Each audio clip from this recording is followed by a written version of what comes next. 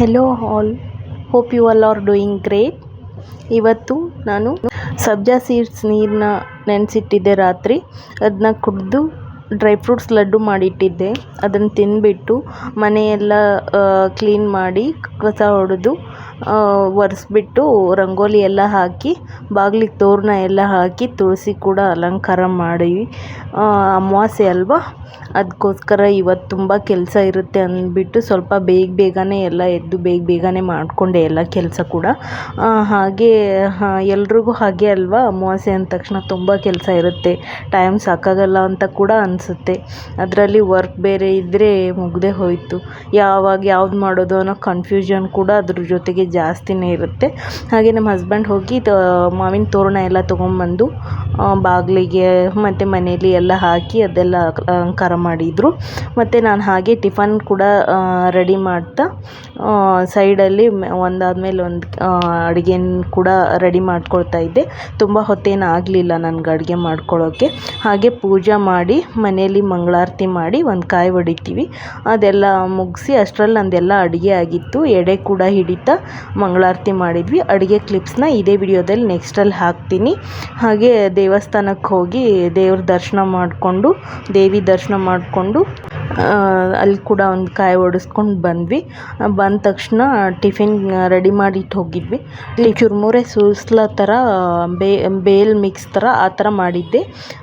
ಕಾಳು ಕೂಡ ಇತ್ತು, ನೆನೆಸಿಟ್ಟಿದ್ದ ಕಾಳು. ಹಾಗೆ ಮೆಣಸಿನ್ಕಾಯಿ ಎಲ್ಲ ಕರ್ಕೊಂಡು ಎಲ್ಲ ಪಲ್ಯ ಮತ್ತು ಬದನೇಕಾಯಿ ಪಲ್ಯ, ಇದು ಸಂಡಿಗೆ ಹಪ್ಪಳ ಎಲ್ಲ ಕರ್ಕೊಂಡು ಸಾಂಬಾರು ಕೂಡ ಸೈಡಲ್ಲಿ ರೆಡಿ ಮಾಡ್ಕೊಳ್ತಾ ಇದ್ದೆ. ಹಾಗೆ ರೈಸ್ ಕೂಡ ರೆಡಿಯಾಗಿತ್ತು.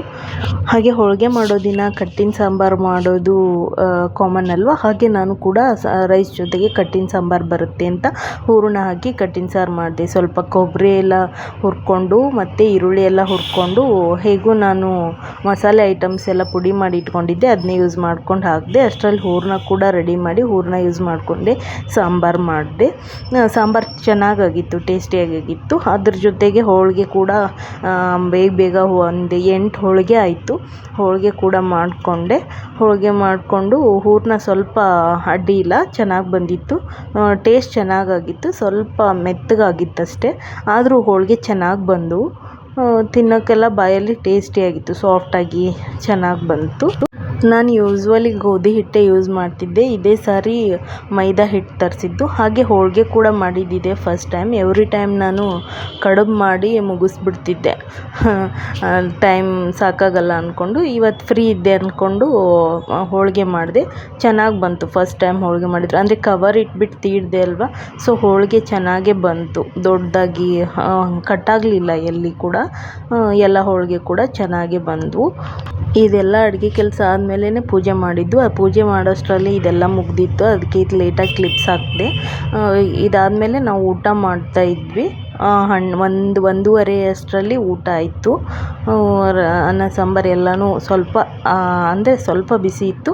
ಅದಾದಮೇಲೆ ಸ್ವಲ್ಪ ರೆಸ್ಟ್ ಮಾಡಿ ನಂದು ವರ್ಕ್ ಇತ್ತು, ವರ್ಕ್ ಮುಗಿಸ್ದೆ. ಈವ್ನಿಂಗ್ ಟೈಮ್ ಗ್ರೀನ್ ಟೀ ಕುಡಿದು ಸ್ವಲ್ಪ ಹೊತ್ತು ಬಿಟ್ಟು ಐಸ್ ಕ್ರೀಮ್ ತಿಂದ್ವಿ. ಮತ್ತು ರಾತ್ರಿ ಊಟಕ್ಕೆ ಸ್ವಲ್ಪ ಬೀನ್ಸ್ ಬಾಜಿ ಮಾಡಿದ್ದೆ. ಊಟ ಮಾಡಿ ಹಾಗೆ ವಾಕಿಂಗ್ ಮಾಡಿ ಬಂದರೆ ಆಯಿತು ಅಂತ ವಾಕಿಂಗ್ ಹೋಗಿ ಬಂದ್ವಿ. ಇವತ್ತಿನ ನನ್ನ ದಿನ ಹೀಗಿತ್ತು. ನಿಮಗೆ ಇಷ್ಟ ಆದರೆ ಕಮೆಂಟ್ ಮಾಡಿ, ಹಾಗೆ ಲೈಕ್ ಮಾಡಿ, ಶೇರ್ ಮಾಡಿ, ಸಬ್ಸ್ಕ್ರೈಬ್ ಕೂಡ ಮಾಡಿ. ಹೊಸ ಪ್ರತಿಭೆಗಳನ್ನು ಪ್ರೋತ್ಸಾಹಿಸಿ. Thank you all.